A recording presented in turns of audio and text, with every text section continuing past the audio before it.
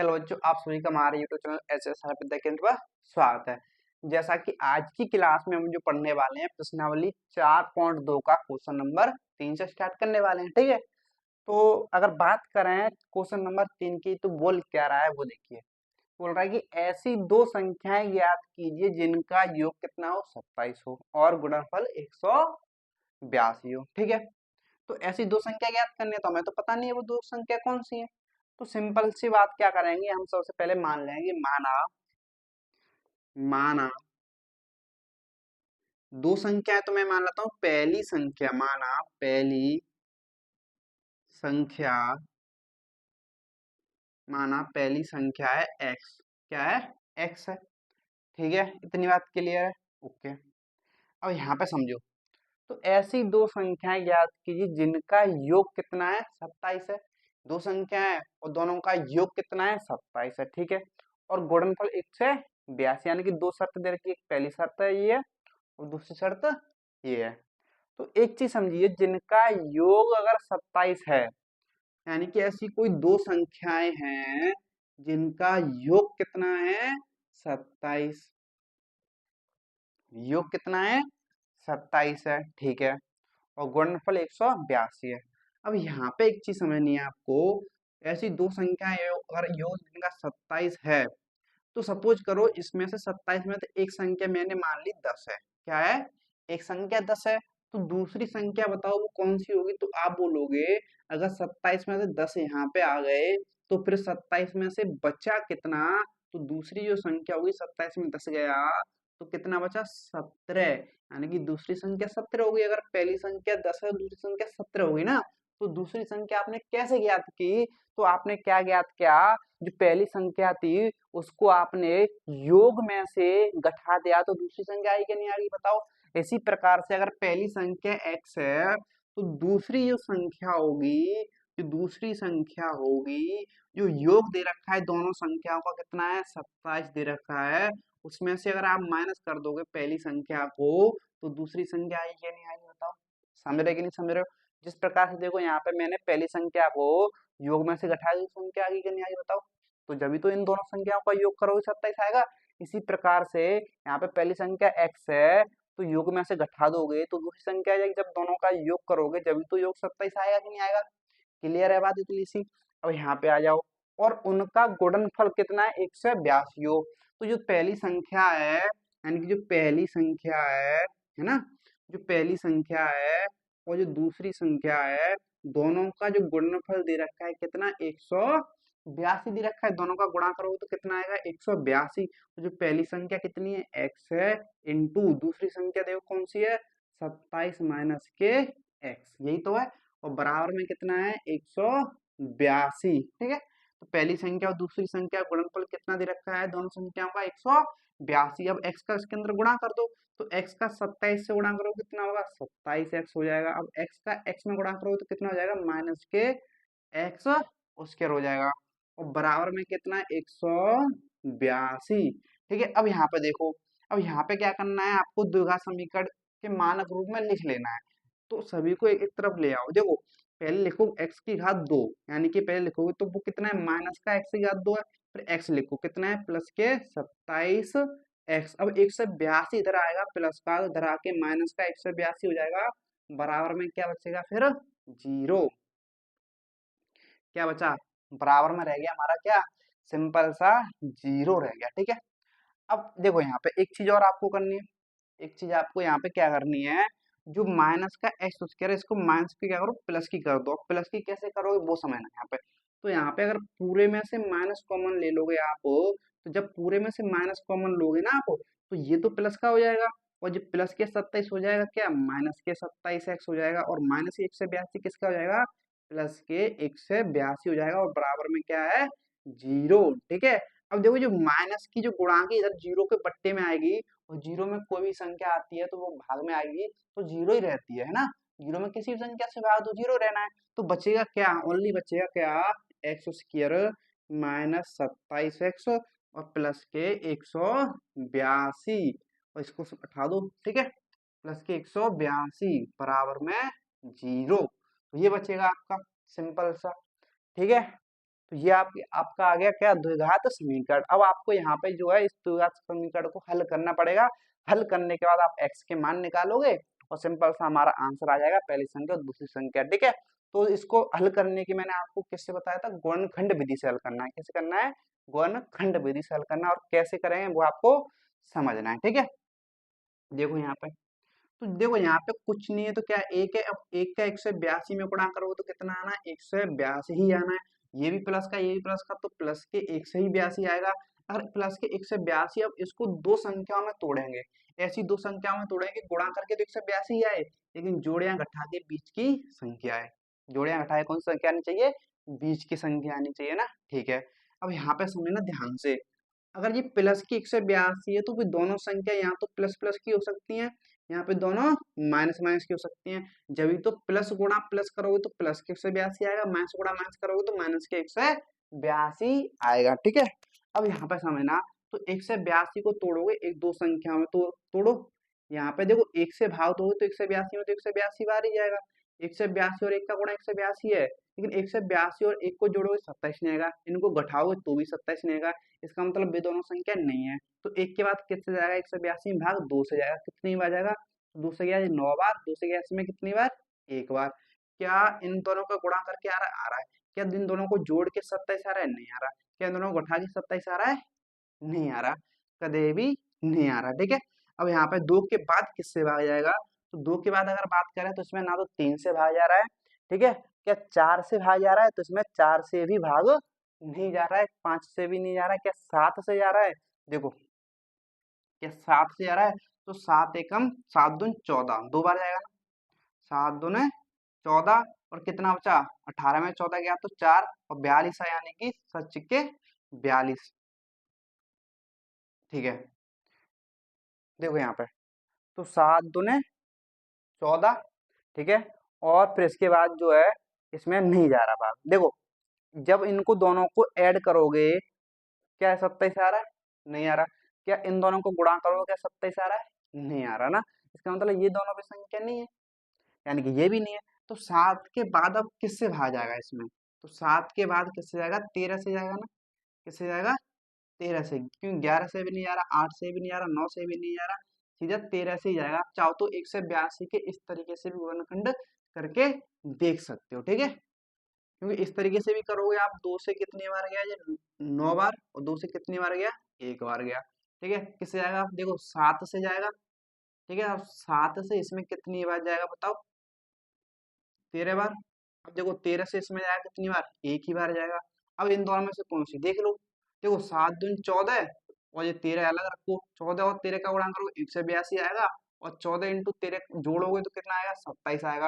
यानी जब 13 का इसमें भाग दोगे तो 14 ही तो आएगा ना, 13 का इसमें 182 में भाग दोगे 14 ही आएगा, और 13 और 14 का गुणा करोगे तो 182 ही आएगा, और 13 और 14 को जोड़ोगे तो 27 ही आएगा। तो दोनों संख्या 13 और 14 हैं, ठीक है। तो यहाँ पे थोड़ा आपको कठिन सा पड़ सकता था, लेकिन जब आप ऐसे कर लोगे तो कोई दिक्कत वाली बात नहीं है, वैसे भी करोगे तो भी कोई दिक्कत वाली बात नहीं है, ठीक है। लेकिन आपको करना आना चाहिए, ठीक है। तो यहाँ पे यानी कि भी दोनों संख्याएं या तो प्लस की 13 प्लस की 14 हो सकती है, या तो माइनस की 14 या माइनस की 13 हो सकती है। तो ये दोनों संख्या हो सकती है, ठीक है। तो इन प्लस प्लस की अगर लेते हैं तो प्लस 13 प्लस 14 तो प्लस के 27 आएगा, इसलिए हम प्लस की नहीं लेंगे, क्योंकि हमें तो चाहिए किसके, माइनस के 27, इसलिए माइनस की 13 और माइनस के 14 ही आपको लेनी है, ठीक है। तो यहाँ पे लिखोगे तो ये पहला तो जैसा का तैसा एक्स स्क्वायर, अब 27 एक्स हमने दो में तोड़ लिया, 13 एक्स और 14 एक्स में, तो यहाँ पे लिखोगे माइनस के 13 एक्स माइनस के 14 एक्स, तो ये क्या है, प्लस के 182 बराबर में क्या है, 0। अब शुरुआत की दो संख्या में से कॉमन लो, एक्स कॉमन आ गया, यहाँ से एक्स कॉमन आ गया तो बचा क्या एक्स, यहाँ से एक्स कॉमन आ गया तो बचा क्या माइनस के 13। इसी प्रकार से इन दोनों में से कॉमन लो, कितना कॉमन आएगा, माइनस के कॉमन आएगा। अब माइनस के कॉमन कितना आएगा, यहाँ पे ये समझना है, तो दोनों में से जो कॉमन आएगा कितना आएगा, 14 कॉमन आएगा माइनस के। जब माइनस के कॉमन आएगा तो इनके चिन्ह बदल जाएंगे। देखो ये हो गया, यहाँ पे कितना बचा, 14 एक्स में से 14 आ गया तो एक्स बचा। अब 182 में तो 14 आएगा तो कितना बचा, माइनस के 13 बचा। तो माइनस से प्लस का चिन्ह किसका हो गया, माइनस का हो गया, ठीक है। बराबर में क्या है, 0।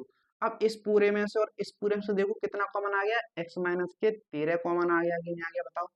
अब इसी प्रकार से यहाँ पे देखो x बचा, और यहाँ पे कितना बचा, माइनस के 14, और बराबर में कितना, 0।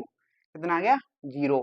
अब यहाँ पे देखो, तो एक बार तो x माइनस 13 के बराबर 0 लिखो आप, और एक बार लिखो x माइनस 14 के बराबर 0 लिखो। तो यहाँ पे देखो तो x बराबर क्या आएगा प्लस के 13, तो यहाँ पे देखो तो x बराबर कितना आ गया प्लस के 14। तो एक x के दो मान आ रहे हैं, यानी कि पहली संख्या दो हो सकती है, या तो वो 13 हो सकती है या दूसरी संख्या 14 हो सकती है।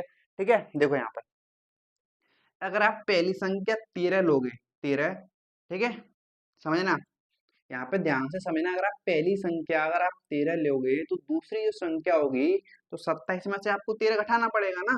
27 में से माइनस एक्स यानी कि 13 घटाओ तो कितना आएगा 14 आएगा। ठीक है, अगर आप पहली संख्या जो है 14 लोगे तो दूसरी संख्या निकालने के लिए आपको 27 में से एक्स यानी कि 14 घटाना पड़ेगा, यानी कि 13 आएगा, यानी कि वही संख्या आएंगी बस उल्टा आएगा। ठीक है, यानी कि पहली 13 लोगे तो दूसरी 14 आएगी, अगर पहली 14 लोगे दूसरी 13 आएगी। तो इस तरीके से भी संख्या आएंगी। तो 13 और 14 भी दोनों संख्याएं हैं, दोनों संख्या हमने ज्ञात कर ली। तो देखिए इसमें कुछ नहीं है, बस थोड़ा सा अगर ये समीकरण बना लिया और भी दोनों संख्या आपने सोच ली कि इनको तोड़ना किसमें है तो आसानी से हो जाएगा। ठीक है, तो आई थिंक आपको क्लियर हो गया होगा, इसमें कोई दिक्कत नहीं होगी।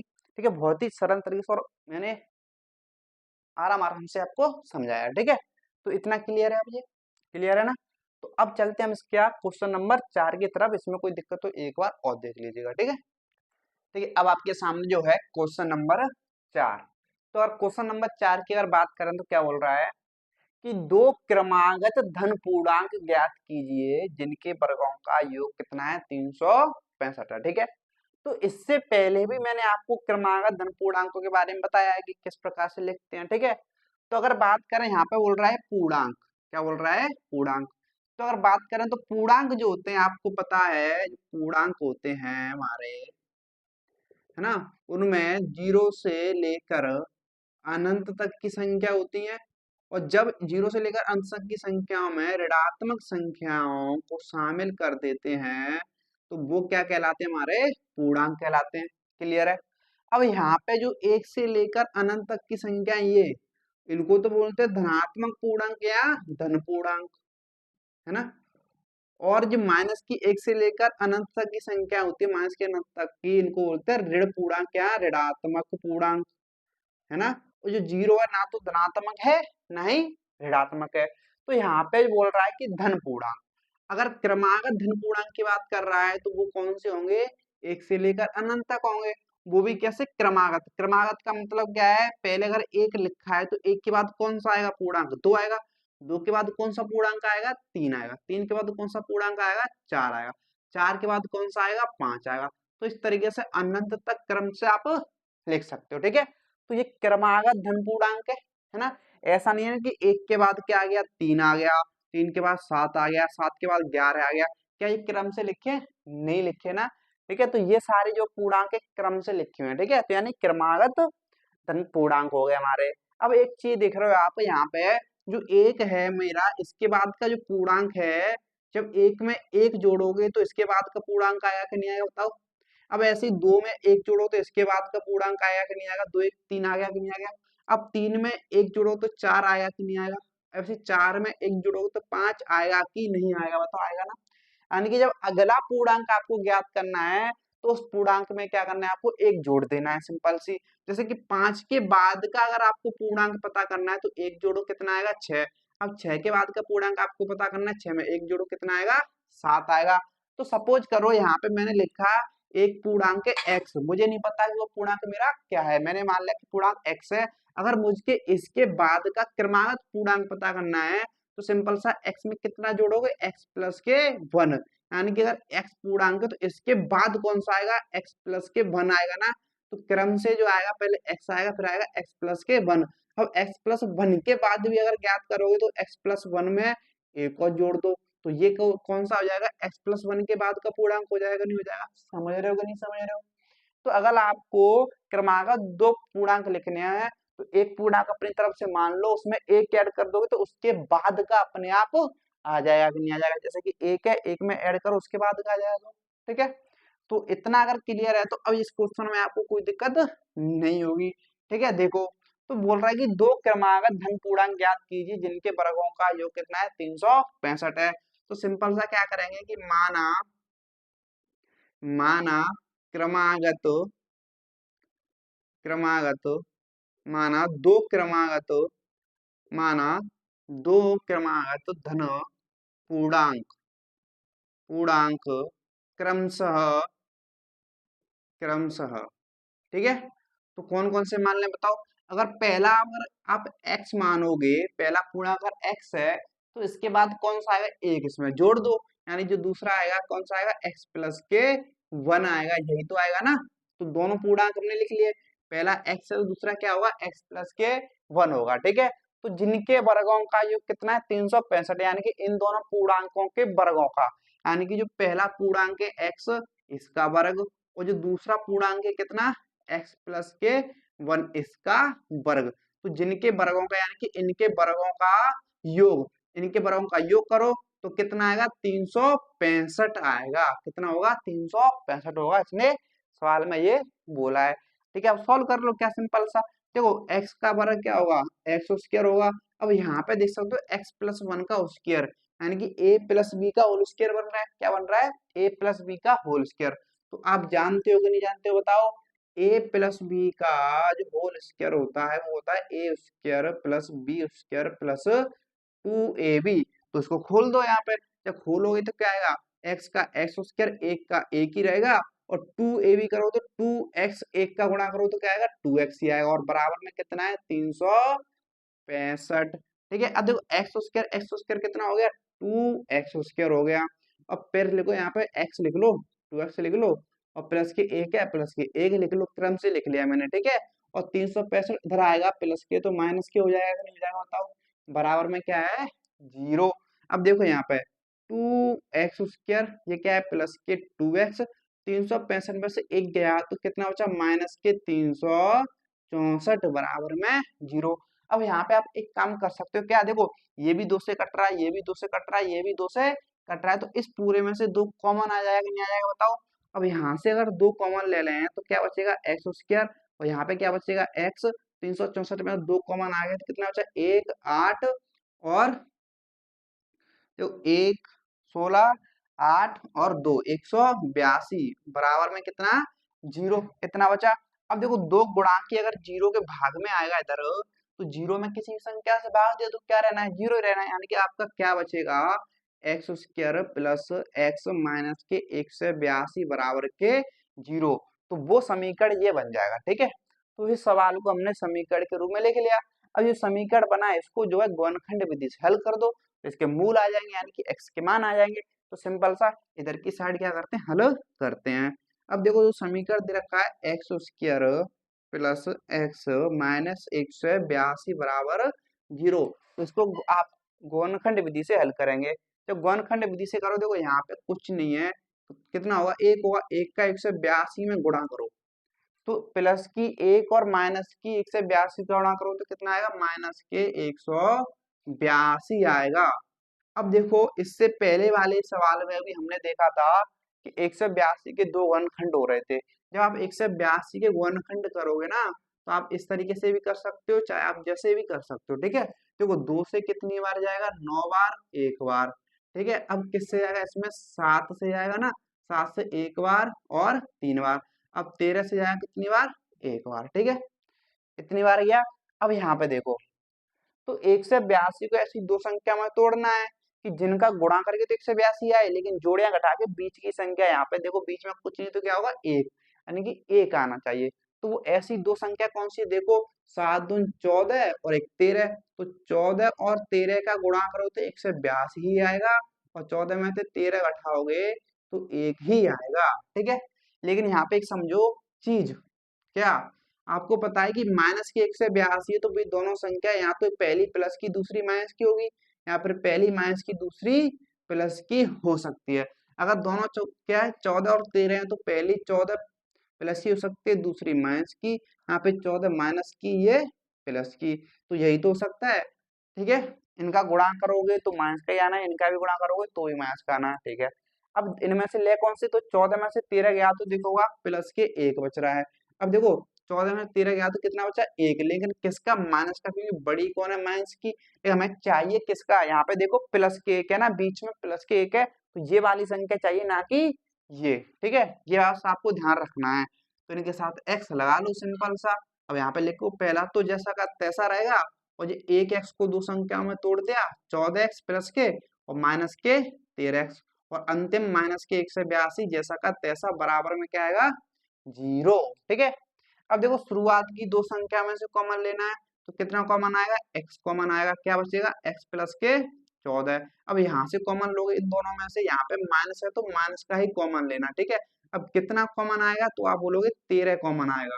अब 13 कॉमन आएगा तो यहाँ पे क्या बचा x, तो माइनस कॉमन आ गया तो ये माइनस क्या हो जाएगा, प्लस का हो जाएगा, क्योंकि जब भी माइनस कॉमन लेते हैं तो चिन्ह बदल जाते हैं अंदर के, ध्यान रखना। ठीक है। तो 182 में से 13 आ गया तो कितना बचा, 14, और बराबर में क्या है, 0। अब यहाँ पे देखो, तो इस पूरे में यहाँ पे भी x प्लस 14, यहाँ पे भी x प्लस 14, तो कितना आ गया, x प्लस के 14, और यहाँ पे बचा क्या, यहाँ पे बचा x, और यहाँ पे बचा माइनस के 13, और बराबर में क्या है, 0। ठीक है। अब यहाँ पे देखो, तो एक बार तो x प्लस 14 के बराबर 0 लिखेंगे, और एक बार x माइनस 13 के बराबर 0 लिखेंगे ना। तो अब देखो यहाँ पे x का मान निकालो, तो 14 उधर को भगाओगे तो माइनस के 14 हो जाएगा, यहाँ पे x बराबर माइनस 13 उधर को जाएगा तो प्लस के 13 हो जाएगा। ठीक है।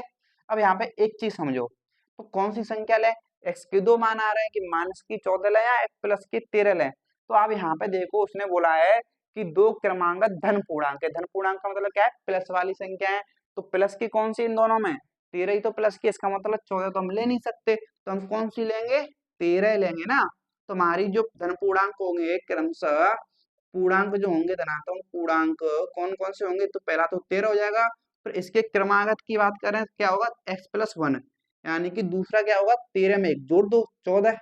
तो वे जो पूर्णांक आएंगे हमारे 13 और 14 हमारे पूर्णांक आएंगे, तो 14 नहीं ले सकते माइनस के, क्यों, क्योंकि ये धनात्मक पूर्णांक है। ठीक है। इतनी बात क्लियर हुई। देखो क्वेश्चन तो आसान है, बस आपको ये लैंग्वेज समझ आनी चाहिए। अगर आपने समीकरण बना लिया, समीकरण बनाने के बाद तो सवाल में कुछ है नहीं, गुणनखंड विधि से x के मान निकाल लें, सिंपल है कि नहीं, सिंपल है, बताओ। अगर थोड़ा भी डाउट हो तो एक और देखना, आपको क्लियर हो जाएगा। ठीक है। तो अब चलते हैं हम क्वेश्चन नंबर 5 की तरफ। ठीक है। आपके सामने जो है क्वेश्चन नंबर 5, अगर क्वेश्चन नंबर 5 की बात करें तो बोल रहा है कि एक समकोण त्रिभुज, कैसा त्रिभुज है, समकोण त्रिभुज है, ठीक है, की ऊंचाई इसके आधार से 7 सेंटीमीटर कम है। यदि कर्ण 13 सेंटीमीटर का हो तो अन्य दो भुजाएं ज्ञात कीजिए। यानी कि एक समकोण त्रिभुज है। अब आपको पता है एक समकोण त्रिभुज होता है तो कुछ इस प्रकार का होता है। ठीक है। समकोण त्रिभुज है तो एक कोण कितने डिग्री का होता है, उसमें 90 डिग्री का होता है कि नहीं होता है, बताओ। तो इसमें बोल रहा है कि इसके आधार, ऊंचाई जो है, ऊंचाई कौन सी होगी, ये खड़ी हुई है तो ये तो हो जाएगी ऊंचाई, ये क्या होगी हमारी ऊंचाई। ठीक है। आधार क्या होगा, ये नीचे वाला, ये क्या होता है, आधार, और 90 डिग्री के सामने की वजह क्या होती है, कर्ण होती है। ठीक है। इतना पता है कि नहीं पता है। अब उसने बोला है कि ऊंचाई जो है आधार से 7 सेंटीमीटर कम है। ठीक है। यदि कर्ण 13 सेंटीमीटर का हो, यानी कि जो कर्ण दे रखा है ये में, जो कर्ण है हमारा कितने का दे रखा है, 13 सेंटीमीटर का दे रखा है, तो अन्य दो भुजाएं यानी कि आधार और ऊंचाई ज्ञात करनी है। ठीक है। तो आओ सिंपल सा, हमें कोई भी दो भुजाएं याद करनी है तो आप कुछ भी मान लो। देखो क्या बोला है उसने कि ऊंचाई जो है, ऊंचाई इसके आधार से कितनी कम है, 7 सेंटीमीटर कम है। ठीक है। अब आप कुछ भी मान लो, जैसे कि माना माना ठीक है। देखो आधार से 7 सेंटीमीटर कम है, तो आप किससे तुलना कर रहा है, वो आधार से, तो आधार से तुलना कर रहा है तो मान लो आधार को, क्या मान लो, माना आधार जो है x सेंटीमीटर का है, कितना है, x सेंटीमीटर का है। तो जो ऊंचाई है, क्या, जो ऊंचाई है, फिर ऊंचाई जो है इसके आधार से, ऊंचाई आधार से 7 सेंटीमीटर कम है। आधार कितना है, x है, आधार कितना है, x है, तो इससे कितनी कम है ऊंचाई, 7 सेंटीमीटर कम है। तो ऊंचाई कितनी आ जाएगी, x माइनस 7, क्योंकि आधार में से 7 घटा दोगे जब तो ऊंचाई आएगी ना, क्योंकि 7 कम है। ठीक है। तो ये आधार माने आ गया x, ऊंचाई कितनी आ गई, x माइनस के 7, और कर्ण तो हमें पता ही है कितना है, 13। ठीक है। तो अन्य दो भुजाएं याद करनी है, कर लेंगे। तो सिंपल सा क्या करेंगे कि आप पता है कि जो समकोण त्रिभुज होता है उसमें क्या लगती है, पाइथागोरस प्रमेय लगती है। पता है कि नहीं पता है?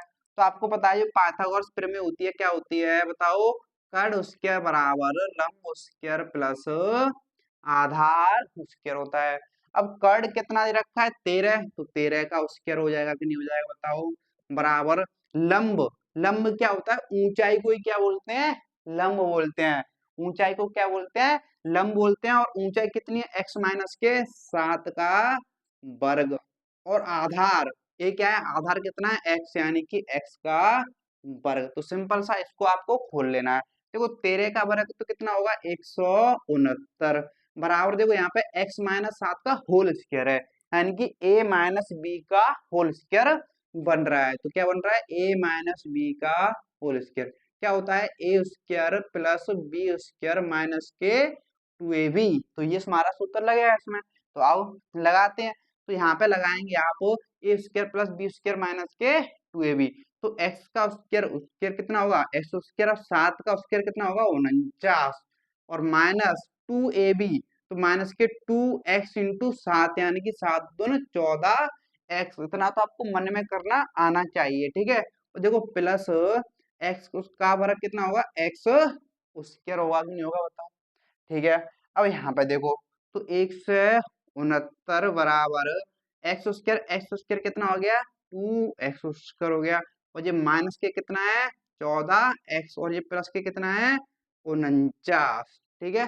इतनी बात क्लियर है क्या। 169 को मैं उधर भगा दूं, जब 169 को आप उधर भगाओगे तो उधर क्या रहेगा, फिर जीरो रहेगा, बराबर 2x square minus 114x plus के 49। 169 प्लस की इधर आएगी तो माइनस के 169, तो जीरो बराबर इधर क्या बचेगा 2x स्क्वायर, देखो माइनस के 14x। अब 169 में से 49 गया तो बचा कितना, माइनस के 9 में से 9 गया 0, और 6 में 4 गया तो कितना बचा 2, 120 बचा। इतना बचा कि नहीं बचा, ठीक है।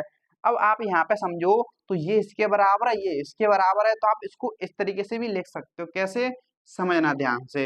तो ये आपस में बराबर है, तो आप इसको चाहे पहले लिख लो या उसको बाद में लिख दो, यानी कि जो है इधर 2x स्क्वायर माइनस के 14x माइनस के 120 को पहले लिख सकते हो, जीरो को आप उधर भी लिख सकते हो, क्योंकि आपस में दोनों तो है ही बराबर, आपस में दोनों तो है ही बराबर ना।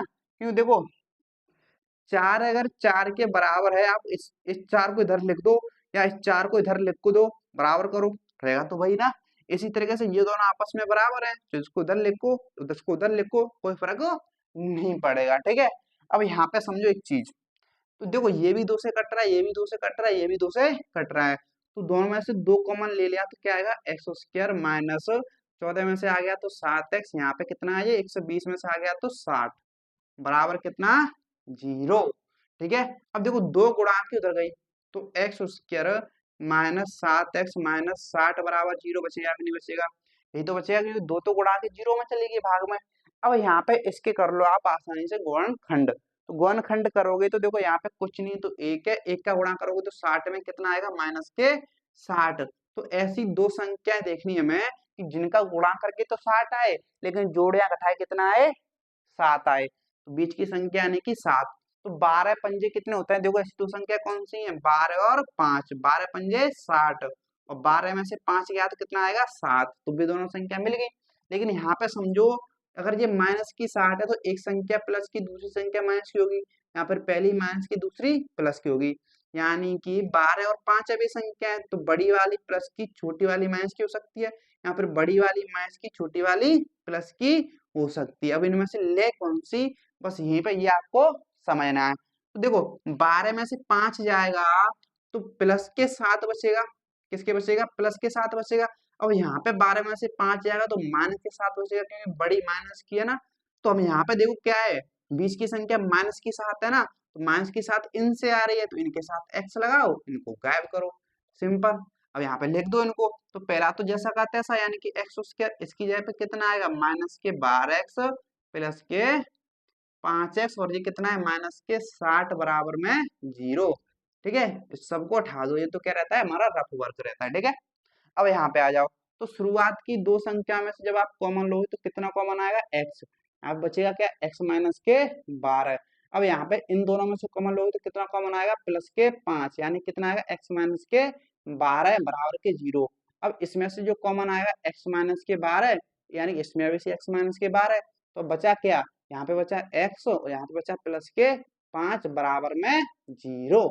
ठीक है, एक बार तो इसके बराबर 0 लिखेंगे, यानी कि x माइनस 12 के बराबर 0 लिखोगे, एक बार जो है x प्लस 5 के बराबर 0 लिखोगे, तो यहाँ से जो x का मान आएगा कितना आएगा, 12 आएगा, यहाँ पे x का मान आएगा माइनस के 5 आएगा। ठीक है, अब यहाँ पे देखो कौन सा है, x के दो मान आ रहे हैं, एक तो 12 आ रहा है, एक माइनस के 5 आ रहा है, लेकिन यहाँ पे देखो आधार क्या है, x सेंटीमीटर।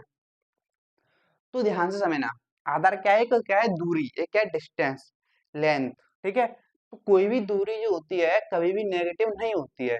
लेंथ जो है, ऊंचाई, लंबाई, चौड़ाई कुछ भी हो, वो कभी भी नेगेटिव नहीं होती, कभी भी ऋणात्मक नहीं हो सकती है। इसलिए जो x का मान हम ऋणात्मक नहीं लेंगे, कौन सा लेंगे, x के मान 12 लेंगे।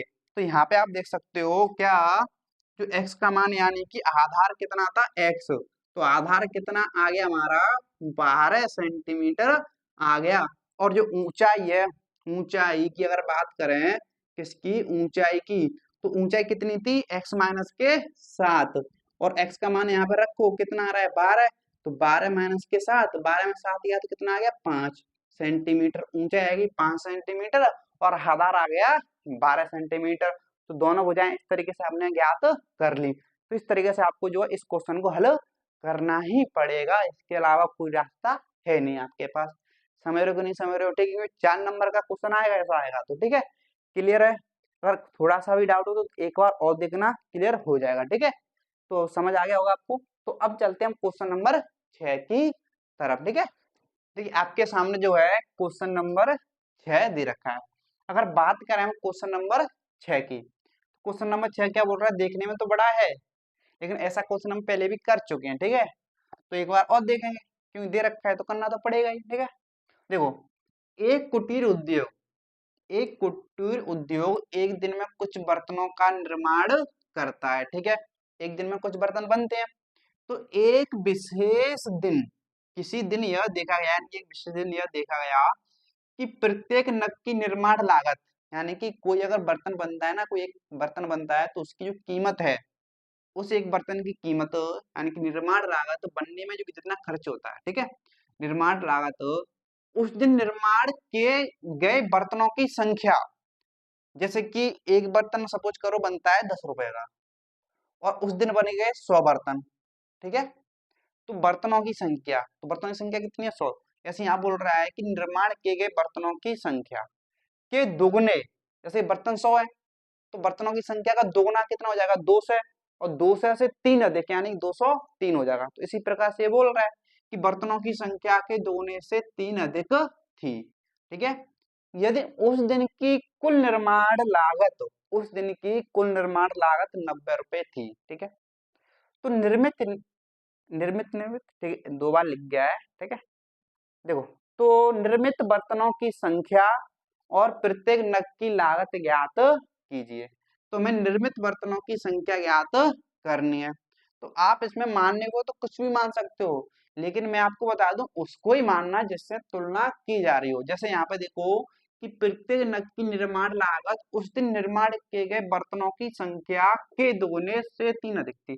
तो बर्तनों की संख्या के दोगुने से 3 अधिक थी, तो बर्तनों की संख्या से तुलना की जा रही है ना, तो आप बर्तनों की संख्या ज्ञात भी करनी है तो उसको ही मानो ना। तो मैं लिखेंगे माना, लिखोगे माना बर्तन, माना बर्तनों की संख्या कितनी है, x मान ली। ठीक है, कितनी मान ली, x। ठीक है, अब यहाँ पे आ जाओ, तो प्रत्येक नग की निर्माण लागत, अगर निर्माण लागत की अगर बात करें, किसकी, लागत की, तो एक बर्तन की अगर लागत की बात करें तो क्या बोल रहा है कि निर्माण लागत, तो उस दिन निर्माण किए गए बर्तनों की संख्या, तो बर्तनों की संख्या कितनी है, x है, कितनी है, x है, तो x बर्तन निर्मित किए जा रहे हैं, तो बर्तनों की संख्या के दोगुने, तो इसका दोगुना, दोगुने से, 3 अधिक है, कितना अधिक है 3, तो से की जगह पे क्या आएगा प्लस आएगा ना, से की जगह पे क्या आएगा प्लस आएगा, क्योंकि अधिक बोल रहा है।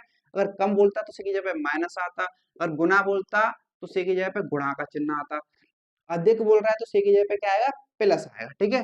तो लागत क्या आएगी, बर्तनों की संख्या कितनी एक्स है, यानी कि बर्तनों की संख्या के दुगने से 3 अधिक है, तो लागत कितनी है इतनी है। तो इसको और सिंपलीफाई करके लिख सकते हो क्या, 2 और एक्स का गुणा करो तो 2x प्लस के 3, तो ये तो आ गई क्या लागत, और ये क्या है बर्तन की संख्या, ठीक है। अब एक चीज समझो, यदि उस दिन की कुल निर्माण लागत कितनी है 90 रुपए, ठीक है। अब यहाँ पे कुल निर्माण लागत की समझना है आपको, ठीक है। जैसे आप सपोज करो आपके बर्तन बने हैं 10, बर्तन बने हैं, बर्तन कितने हैं 10, ठीक है। और एक बर्तन में जो रुपए है, एक बर्तन की जो लागत आ रही है, सपोज करो कितनी आ रही है 50 रुपए, तो एक बर्तन की लागत है 50 और बर्तन बने हैं 10, तो कुल लागत कितनी हो जाएगी, तो गुणाई तो करोगे तो एक बर्तन 10 का, एक बर्तन 50 का है तो 10 बर्तन कितने के हो जाएंगे 500 के, तो गुणाई तो करोगे, तो कुल निर्माण लागत कैसे आएगी, तो बर्तनों की संख्या और एक बर्तन की निर्माण लागत का गुणा करके ही तो आएगी ना। जो कुल लागत आएगी, ध्यान से समझना जी, बस यही तो पॉइंट जरूरी है, यही समझ नहीं आता बच्चों को। जो कुल लागत आती है वो कैसे आती है पता है ना आपको, बर्तनों की संख्या, बर्तनों की संख्या में गुणा कर दो एक बर्तन की लागत से, तो कुल लागत आ जाती है, ठीक है। तो बर्तनों की संख्या में संख्या, ध्यान समझना, ऐसे लिख लो, ऐसे लिखो यहाँ पे, ठीक है। क्या लिखो कि बर्तनों की संख्या में गुणा करोगे एक बर्तन की लागत से, तो आपको जो प्राप्त होगा वो कुल लागत प्राप्त होगा। क्या होगा, कुल लागत प्राप्त होगी। तो बर्तनों की संख्या कितनी है एक्स है, और इंटू एक बर्तन की लागत कितनी आ रही है 2x प्लस के 3, बराबर में कुल लागत देखो कितनी दे रखी है 90, बराबर में 90, ठीक है। तो बस इतना बनाना आ गया, अगर ये आपको ये लाइन लिखनी आ गई तो अब कुछ भी नहीं है इसमें, ठीक है। अब तो द्विघात समीकरण हमारा बन चुका। अब x का इस कोष्टक के अंदर गुणा करोगे तो क्या हो जाएगा 2x², x का 3 में करोगे तो कितना हो जाएगा 3x हो जाएगा, और बराबर में तो है ही 90, तो 90 को उधर लेके आओ तो 2x² प्लस के 3x, और 90 इधर आके हो गया माइनस के 90, बराबर में क्या 0, ठीक है। तो ये बन गया हमारा द्विघात समीकरण। अब इसको अब हल कर लो किससे, गुणनखंड विधि से। तो आओ सिंपल सा इसको क्या करते हैं हल करते हैं। दे रखा है 2x² प्लस के 3x माइनस के 90 बराबर के 0, तो इसको गुणनखंड विधि से हल करेंगे, ठीक है। करते हैं आओ देखो, तो सिंपल सा सबसे पहले क्या करेंगे इन दोनों का गुणा, तो 90 और 2 का गुणा करो कितना आएगा 180 आएगा, कितना आएगा 180 आएगा, ठीक है। अब देखो यहाँ पे जब आप देखोगे क्या कि प्लस और माइनस का गुणा करें तो माइनस के 180 आएगा, ठीक है। अब 180 को ऐसी दो संख्या में तोड़ना है जिनका गुणा करेंगे तो 180 आए, लेकिन जोड़ या घटाए कितना आना चाहिए 3 आना चाहिए, ठीक है।